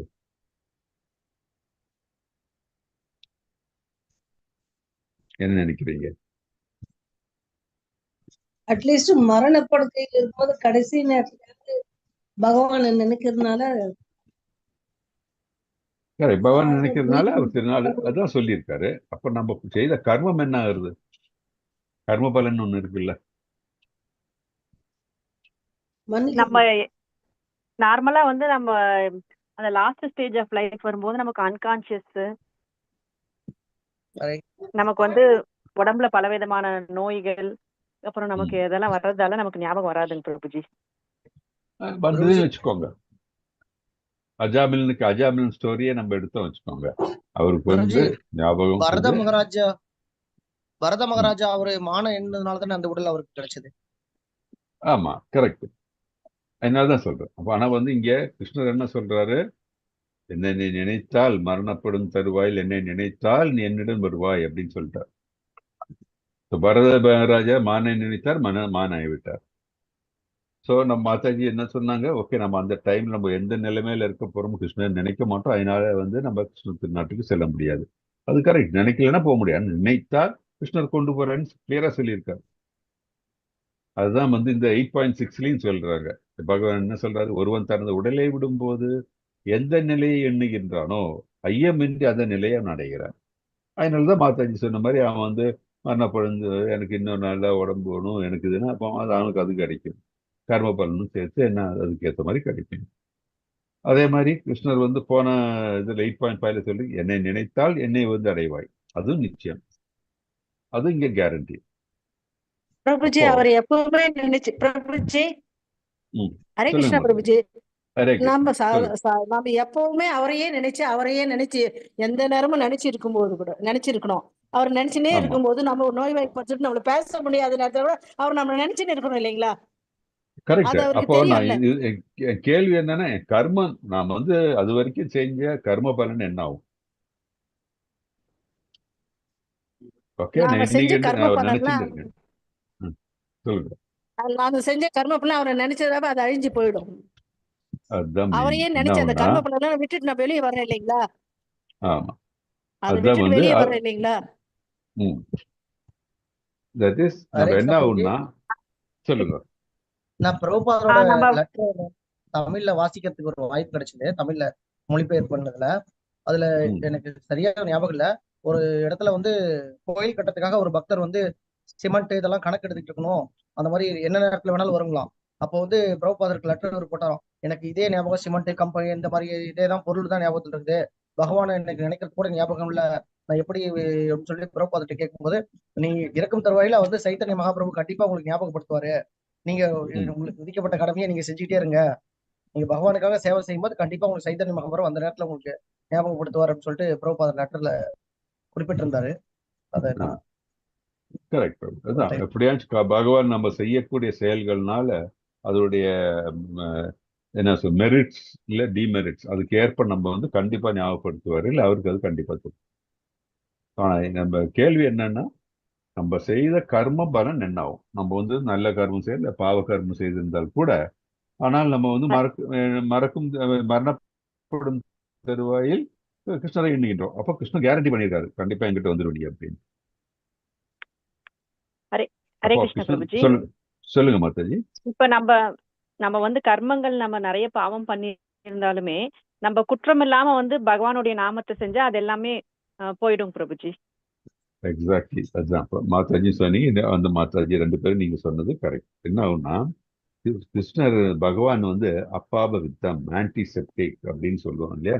எப்படின்னா, எந்த பாவம் செய்தாலும் பகவான் சந்நிதியில் அது அப்படியே உருகி போய்விடும். பகவான் நம்முடைய இது பட்டால் சந்நிதியில் நம்ம இருக்கும்பொழுது அது கம்ப்ளீட்டா எல்லாம் அழிந்து போய்விடும். சுத்தம் அப்பாவ வித்தம், இது வந்து நம்ம இதுல படிப்போம், ஈசோபனிஷத்துல படிப்போம் நம்ம. சுத்தம் அப்பாவ வித்தம், அவர் வந்து இருக்கிற இடமெல்லாம் சுத்தம், அப்பாப வித்தம், அவர் வந்து இந்த பாவம் எதுவும் அணுகாது அப்படின்ட்டு. அதுதான் சொல்றாரு அவர். நம்ம வந்து மரணப்படும் தேர்வாயில் நம்ம வந்து முழுமையாக கிருஷ்ணன் மனவோடு இருக்கும்போது என்ன ஆகுதுன்னா, நம்ம பாவங்கள் எல்லாம் பனி போல அப்படியே கரைந்து விடும். இல்லை வந்து தீயில் வந்து எப்படி எல்லாம் வந்து எரிந்து மடிந்து விடுகிறதோ அந்த மாதிரி நம்ம பாவ செயல்கள்லாம் அந்த கிருஷ்ணனுடைய அருளான அந்த தீயில் எல்லாம் எரிந்து கருகிவிடும். ஸோ கிருஷ்ணருடைய கிருஷ்ண உணர்வு மட்டும்தான் நமக்கு இருக்கும்போது கிருஷ்ணரை நம்ம கிருஷ்ணன் திருநாட்டுக்கு கிருஷ்ணருடன் அந்த சாமியத்துக்கு நம்ம நாம செல்றோம். கீர்த்தனை நாம மாதாஜி, ஜபிச்சுனே நாம கீர்த்தனை ஜபிச்சுனே போயிடலாம், அவர் அடைஞ்சிடலாம் பிரபுஜி. அதுதான் வந்து அவருடைய சொல்றேன், எப்பவும் நினைச்சேன். ஆமா, அதான் வந்து சொல்றேன், எப்பவும் நம்ம வந்து கிருஷ்ணன் நினைத்துக் கொண்டு நாம கீர்த்தனம், இது அடுத்தது வந்து இந்த what is that? இது சாது சங்கா ரொம்ப முக்கியம். அதெல்லாம் வந்து என்ன சொல்றாரு, இதுதான் காரணம். எப்பவும் கிருஷ்ணரை நினைத்துக் கொண்டு அவருக்காக எல்லா செயல்களையும் செய்யும்போது, பலனை அவருக்காக கொடுக்கும்போது, செய்கிற செயல்கள் எல்லாம் அவரே நினைத்துக் கொண்டே செய்து கொண்டிருந்தோம்னா கிருஷ்ணனை மறக்கிறதுக்கு எந்த சான்ஸும் இல்லை இல்லையா? அதுதான் வந்து அதோடைய உண்மை. இதுதான் நம்ம புரிஞ்சுக்கணும். 8.5 8.6 ரொம்ப இம்பார்ட்டன்ட் நம்மளோட வாழ்க்கைக்கு. ஏன் நம்ம ஜபம் செய்யணும், ஏன் நம்ம கிருஷ்ணருக்கு பணிவிடை செய்யணும், ஏன் கிருஷ்ணனை நினைத்துக் கொண்டே இருக்க வேண்டும் அப்படின்னா இதுதான். அது பகவானை நினைத்துக் கொண்டே இருந்தோம்னா நாம் பகவான் திருநாட்டுக்கு செல்வோம். இதே நம்ம வந்து வேற பௌதிக ஆசை இருந்தால் அதுதான் நம்ம கிடைக்கணும். ஓ, நான் பணக்காரன் ஆகணும்னா பணக்காரனாக போவேன். ஆனா வந்து பணக்காரனாக இருக்க வேண்டிய அவசியம் கூட இல்லை. ஏன்னா கர்ம பலன் எனக்கு இருக்கும். அந்த கர்ம பலனால நான் வந்து ஒரு நாயோட பூனையோட உடலை எடுக்கணுமோ இல்லை வந்து ஒரு எறும்போட எடுக்கணும். ஒரு பணக்காரனுடைய குடும்பத்துல நான் வந்து எறும்பாகவோ ஒரு நாயாகவோ ஒரு பூனையாக கூட இருக்கலாம். மனித உடல் கிடைக்கணும்னு கேரண்டி கிடையாது. என்னுடைய கர்ம பலன் தான். இந்த பௌதிகத்தில் நான் வந்து மீண்டும் பிறக்கும் பொழுது என்னோட கர்ம பலனுடைய அந்த எஃபெக்டிவ் இருக்கு, சேர்ந்துதான் வரும். கடவுளுடன் சென்றடையும் பொழுது மட்டும்தான் அது இல்லாம இருக்கு, பேகேஜ் இல்லாம இருக்கணும். இது நம்ம கிளியரா புரிஞ்சுக்கணும். நம்ம அதனால்தான் நம்ம ஒரு பக்தன் ஆகணும், சிறந்த பக்தன் ஆகணும் அப்படின்ட்டு நமக்கு நம்மளுடைய குருக்களும் நம்மளுடைய புராணங்களும் எல்லாம் நமக்கு வழிகாட்டியிருக்காங்க. இது ஓகே, இது கிளியரா இது எல்லாருக்கும். ஸோ நம்ம வந்து கிருஷ்ணரே நினைக்கணும் 24 மணி நேரம். அதான் சொல்லுவேன் இல்லையா, always remember Krishna, never forget Krishna அப்படின்ட்டு. அதான் மரணத்துக்கு பிறகும் ஒரு அடையும் நிலை பொதுவான கருத்து. உடலை விடும்போது ஒருவன் எந்த நிலையை எண்ணுகிறானோ ஐயமின்றி அந்நிலையை அடைகிறான். ஸோ நம்ம வந்து எதை நினைக்க போறோம் நம்ம தீர்மானம் பண்ணிக்கிறோம். எப்பொழுது ஒரு மரணம் அடைவான்னு யாருக்கும் நிச்சயம் கிடையாது இல்லையா, நமக்கு யாருக்குமே தெரியாது. ஆனால் கண்டிப்பாக மரணம் அடைவான் வந்து நிச்சயம். ஆகையால் ஒருவன் எந்த வினாடியும் மரணம் வரலாம் என்று தயாராக இருக்க வேண்டும். அதனால நம்ம எப்பவும் நம்ம பகவானை நினைத்துக் கொண்டே இருந்தோம்னா எந்த வினாடி எந்த தருணத்தில் மரணம் வந்தால் கூட தட் இஸ் ஓகே, நான் எப்பவும் பகவான் தான் என் மனதில் இருக்கிறேன். அதனால மரணத்தினால பயமும் வராது, நமக்கு மரண பயமே வராது. நமக்கு ஒரு தூய பக்தனுக்கு மரண பயமே கண்டிப்பாக வராது. அதனால்தான் நம்ம கிருஷ்ணரை நினைத்து கொண்டிருந்தோம்னா நம்ம வந்து வேற எந்த விதமான ஒரு அச்சமோ இல்லை வந்து கவலையோ மனசுல வந்து தேங்காது.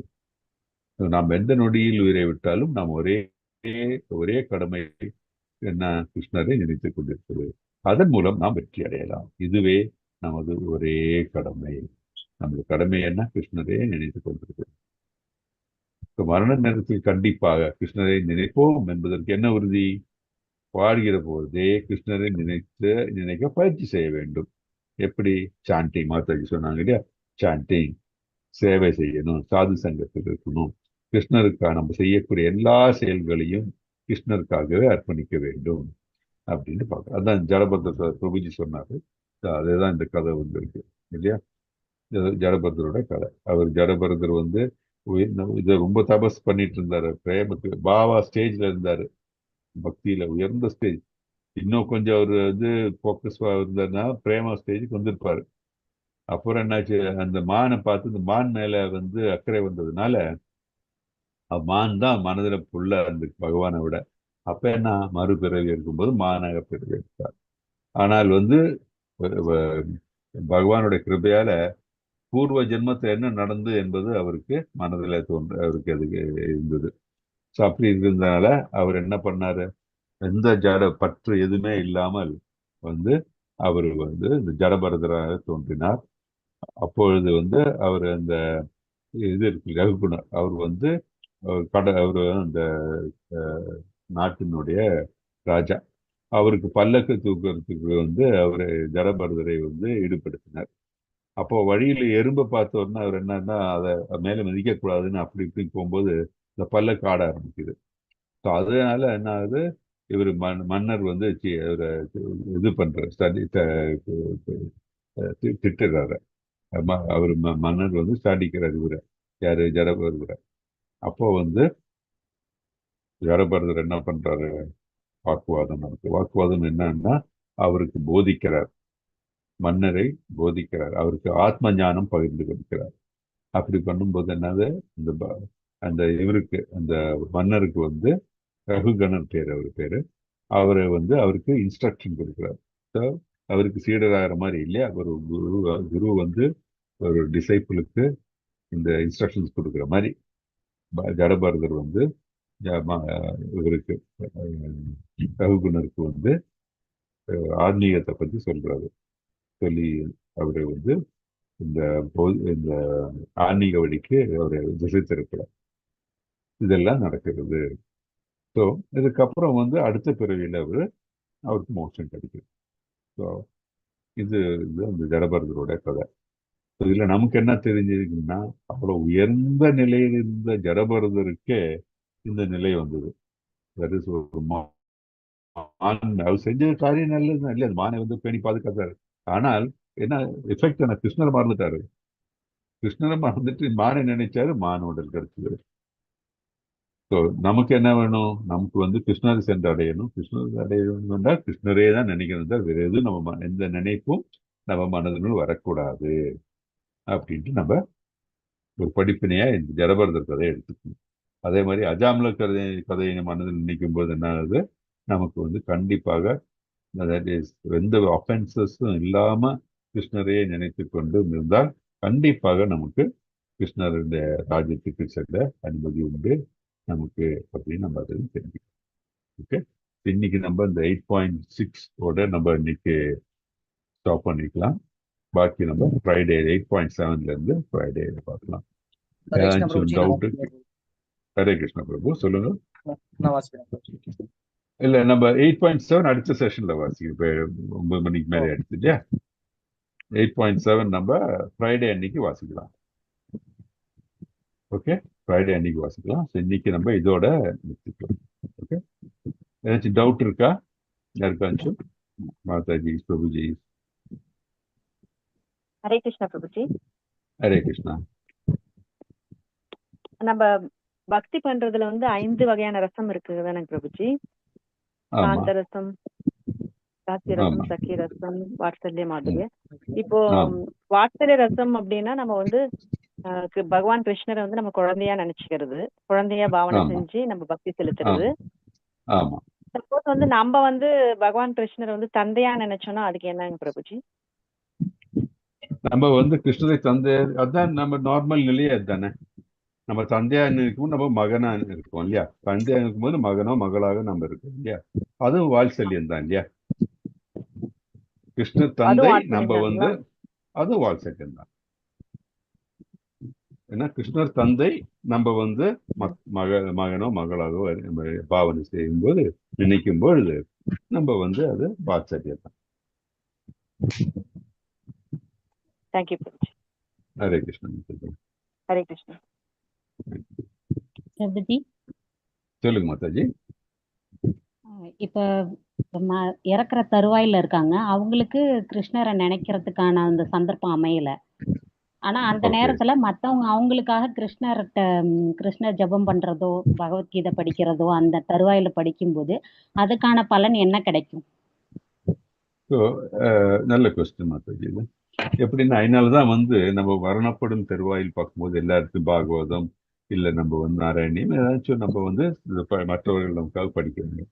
அப்படி பண்ணும்போது நம்ம மனதும் வந்து ஆட்டோமேட்டிக்கா அதுலதான் இருக்கும். தரிசு அந்த வர்ணப்படுக்கை இருக்காங்க இல்லையா, அவங்க வந்து பாத்தீங்கன்னா ஆட்டோமேட்டிக் இதெல்லாம் வந்து இந்த சுற்றிலும் வந்து இந்த பாகவதம் இல்ல நம்ம இதெல்லாம் படிக்கும்போது நம்மளுடைய ஸ்கிரிப்சர்ஸ் எல்லாம் படிக்கும்போது ஆட்டோமேட்டிக்கா நம்ம மனதும் அதுலதான் வந்து இதாகும், லயிக்கும். ஆனா நமக்கு வந்து வலி இருக்கலாம், இதெல்லாம் இருக்கலாம். ஆனா நம்ம முழுமையா வந்து அதுல நம்ம வந்து ஈடுபட முடியலன்னா கூட அது நமக்கு வந்து அதோட எஃபெக்ட் நம்ம மேல இருந்துட்டு தான் இருக்கும். அப்படி இருக்கும்போது என்ன ஆகுது அப்படின்னா, நம்ம வந்து என்ன நினைக்க மரணத்துக்கு தருவாய் நம்ம என்ன நினைக்கிறோம், எதை நம்ம ஆசைப்படுறோமோ அதை நம்ம அடைவோம். நம்ம ஸோ அந்த அடையும் பொழுது நம்மளுடைய பௌதிக உலகில் நம்ம மீண்டும் நம்ம வந்து பிறப்பெடுக்க வேண்டும் என்றால் அந்த டைம்ல நம்ம கர்மாவும் நம்ம சேர்ந்து வரும். ஆனால் இந்த வந்து நம்ம இந்த மரணப்படத்துக்கு முன்னாடி வந்து நல்லதெல்லாம் கேட்கிறோம் இல்லையா, அதோடைய கண்டிப்பாக வந்து பாசிட்டிவ் கர்மாவும் நம்ம மேலே வந்து சேரும்.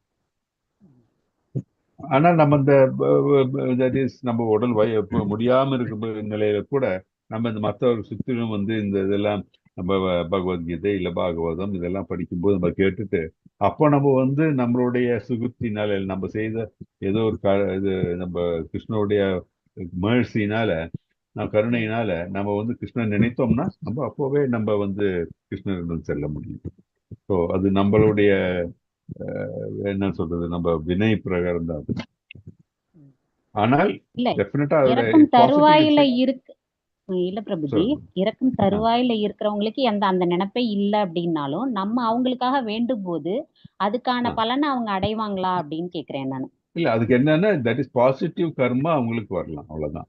இருந்துருச்சுன்னா அதை அனுபவிக்கிறதுக்கான வாய்ப்பு கிடைக்குங்கிறீங்க? ஆமா, இருந்து அனுபவிக்க வாய்ப்பு கிடைக்கும். ஏன் நம்ம வந்து சுத்தி இந்த மாதிரி வந்து இறக்கும் தருவாயில் அவங்க எல்லாரும் வந்து இந்த நல்லது படிக்கிறாங்க அப்படின்னு சொன்னா அந்த டைம்ல அந்த வைப்ரேஷன் அவங்களுக்கு போய் செல்லட்டும் அப்படின்னு தான். அந்த வைப்ரேஷன், பாசிட்டிவ் வைப்ரேஷன் அவங்க போய் அவர்களை சென்றடையட்டும் அப்படிதான் நம்ம இது சொல்றோம். நம்ம ஹரே கிருஷ்ணா. ஹரே கிருஷ்ணா மாதா. ஏன்னா நம்ம வந்து ஒவ்வொரு ஜீவாத்மாக்களும் அந்த தருவாயில் என்ன நினைக்க நம்ம சொல்ல முடியாது. அது நினைப்பு வர்றது வந்து அவர்களுடைய ஒண்ணு கர்ம பலன், இன்னொன்னு வந்து அவர்களுக்கு இந்த கிருஷ்ணனுடைய காருண்யம். அது ரொம்ப முக்கியம். கண்டிப்பா. அந்த காலத்துல முன்னோர்கள்லாம் அதனாலதான் பிள்ளைங்களுக்கு எல்லாம் பேரு கடவுளோட பேர் வச்சிருந்தாங்க. ஆமா ஆமா, அதேதான். இன்னைக்கு வந்து அதேதான். என்ன யாருன்னு தெரியுதா அப்படின்னு நினைவுபடுத்துறதுக்காக கேட்பாங்க, அப்படியாவது சாமியோட பேர் உச்சரிக்கிறாங்களான்னு. கண்டிப்பா இது எல்லாத்துக்கும் சயின்டிபிக் பேசிஸ் இருக்கு பிரபு. எல்லாம் வந்து பாத்தீங்கன்னா நம்ம இந்து ரிலிஜன்ல எல்லாத்துக்கும் ஒரு சயின்டிபிக் பேசிஸ் இருக்கு. எதுவுமே சயின்டிபிக் பேஸ் இல்லாததே கிடையாது. அதான் நம்ம சொல்றோம், பக்தியே ஒரு விஞ்ஞானம் மாதிரி தான் அமைச்சிருக்காங்க எல்லாம். அதனாலதான் வந்து ஆன்மீக விஞ்ஞானத்தை நம்ம இன்னைக்கு படிச்சோம் இல்லையா, ஃபர்ஸ்ட் இல்லையா, ஆன்மீக விஞ்ஞானத்தை பத்தி புரிந்து கொண்டாதான் நமக்கு வந்து முழுமையா முன்னேற முடியும். இந்த 7.28 2930 எல்லாம் இருந்தது ஆன்மீக விஞ்ஞானத்தை பத்தி எடுத்துரைத்துள்ளது அப்படின்னு படிச்சோம்ல நம்ம. அதுதான் ஆர்டினரி இது கிடையாது, கதையோ இது அஜாமில் இருந்தா அஜாமில் ஸ்டோரி கிடையாது. இதெல்லாம் வந்து பாத்தீங்கன்னா நடந்து நமக்கு வந்து அதை எக்ஸாம்பிளா எடுத்து சொல்றாங்க நமக்கு. அதனாலதான் வந்து இப்போ நம்ம வந்து இப்போ பகவத்கீதை படிச்சுட்டு இருக்கோம். முடிஞ்ச உடனே நம்ம ஈசோபனிஷத்து, அதே மாதிரி Bhakti Rasamritam, that is nectar of devotion, nectar of instruction, இதெல்லாம் படிக்க படிக்க நம்ம வந்து எல்லாம் ஒன்னா சேரும். நம்ம இங்க பகவத்கீதையில படிச்சிருக்கோமே, அப்போ நம்ம இது வந்து பாகவத்தில் இருக்கு, இப்போ இது வந்து நம்ம சைத்தன்ய சரிதாமிரத்தில் இருக்கு, அப்படியே நமக்கு ஒவ்வொன்றும் நம்ம சேரும்போது நம்ம வந்து நம்மளுடைய அந்த அறிவு வந்து நல்லா வந்து மேம்படுகிறது. அப்போ வந்து ரொம்ப ஸ்ட்ராங் டிவோஷன் நம்ம மனசு. ஏன் எல்லாம் ஒன்னா வந்து நம்ம இப்போ படிக்கும்போது நம்ம சின்ன ஒரு குழந்தைக்கு நம்ம வந்து பெரிய தியரம்ஸ் எல்லாம் சொல்ல முடியாது இல்லையா. இப்போ வந்து 1+1=2 அப்படின்னு ஆரம்பிக்கிறோம் இல்லையா. ஸோ அந்த மாதிரி தான் இப்போ நம்ம பகவத்கீதை வந்து என்ன சொல்லுவாங்க, அண்டர் கிராஜுவேஷன் அப்படின்வாங்க. அப்புறம் வந்து போஸ்ட் கிராஜுவேஷன் தான் சைத்தன்ய பாகவதம். ஸோ அந்த டாக்டரேட் வந்து சைத்தன்ய சரிதாமிரதம் அந்த மாதிரி. ஸோ அதனால தான் நம்ம வந்து லெவல் 2ல இது படிக்கிறோம் டீட்டெயிலாக. அப்புறம் லெவல் 3ல இதுவும் ப்ளஸ் ஐசோபனிஷத்து, நம்ம டிவோஷன் இதெல்லாம் பார்ப்போம். அப்படியே ஒவ்வொரு படிப்படியாக நம்ம வந்து டிவோஷனில் நம்ம சர்வீஸை நம்ம இன்க்ரீஸ் பண்ணணும், நம்மளோட அவேர்னஸ். ஹரே கிருஷ்ணா. நல்லது, குழந்தைங்களுக்கு இந்த வயசுல இதெல்லாம் படிக்க வைக்கிறது, அவங்களுக்கு புரிய வைக்கிறதுலாம் ரொம்ப நல்லது பிரபு. எல்லாரும் அது செய்யணும். இப்போ அவர்களுக்கு வந்து அவர்கள் நடத்தை, ஒழுக்கம், அவருடைய தாட் ப்ராசஸே வந்து டிஃப்ரெண்டா ரொம்ப முக்கியம். ஹரே கிருஷ்ணா. ஹரே கிருஷ்ணா. வேற ஏதாச்சும் கொஸ்டின்ஸ் இருக்கா மாதாஜி, பிரபுஜி? வேற டவுட் இருக்கா? இல்லைன்னா நம்ம அடுத்த ஃப்ரைடே அன்னைக்கு நம்ம பார்க்கலாம். ஓகே, க்ளோசிங் ப்ரேயர் சொல்லியிருக்கோம். வாஞ்சா கல்பதருத்ய கிருபா சிந்துஜ்ய ஏவச்ச பதிதானம் பாவனேபியோ வைஷ்ணவேபியோ நமோ நமः. अनंत कोटि वैष्णव की जय, शिला प्रभुपाद की जय, नामाचार्य हरिदास ठाकुर की जय, भगवत की जय, all glory to the assembled devotees.